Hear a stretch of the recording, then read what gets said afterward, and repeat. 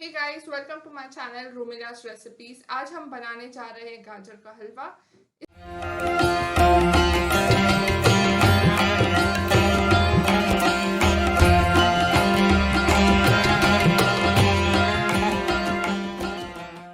इसके लिए हम एक पैन में लेंगे करीबन 2 टेबलस्पून घी। फिर इसमें हम डालेंगे 2 टेबलस्पून चॉप्ड बादाम, 2 टेबलस्पून चॉप्ड काजू, 2 टेबलस्पून चॉप्ड अनसॉल्टेड पिस्ता। अब हमें इन ड्राई फ्रूट्स को मीडियम फ्लेम पर करीबन 1 मिनट तक भूनना है। फिर हम इसमें डालेंगे 2 टेबलस्पून किशमिश। इन ड्राई फ्रूट्स को हमें तब तक भूनना है जब तक कि किशमिश जो है फूल जाए। हम ड्राई फ्रूट्स इसीलिए रोस्ट कर रहे हैं ताकि इसका क्रिस्पी टेस्ट आए हमें हलवा में।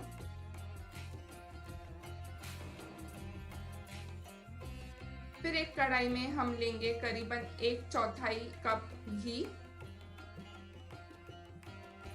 इसमें मैं डाल रही हूँ आधा केजी ग्रेटेड कैरेट्स। अब हमें इन कैरेट्स को मीडियम फ्लेम पर सौटे करना है करीबन 5 मिनट तक।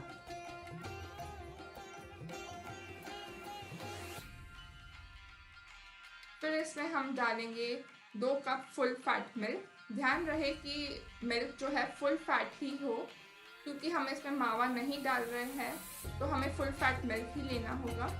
इसे अच्छे से मिक्स करें और मीडियम फ्लेम पर पकाएं।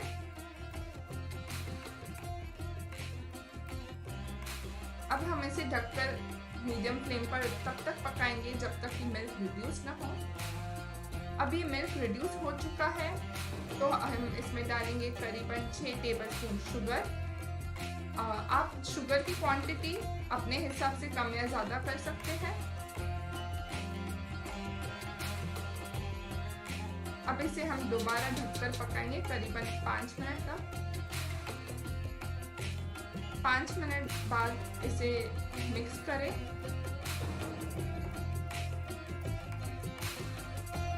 अब हम इसमें डालेंगे 1/4 टीस्पून इलायची पाउडर और हमने जो ड्राई फ्रूट्स रोस्ट किए हैं वो भी हम अब डाल देंगे।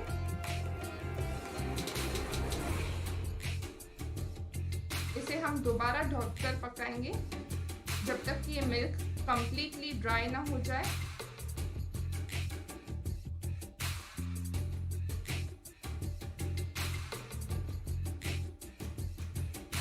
अब आप देख सकते हैं मिल्क जो है कंप्लीटली ड्राई हो चुका है और इसमें से घी बाहर आना शुरू हो गया है। इसका मतलब अब हमारा हलवा जो है अच्छे से पक चुका है।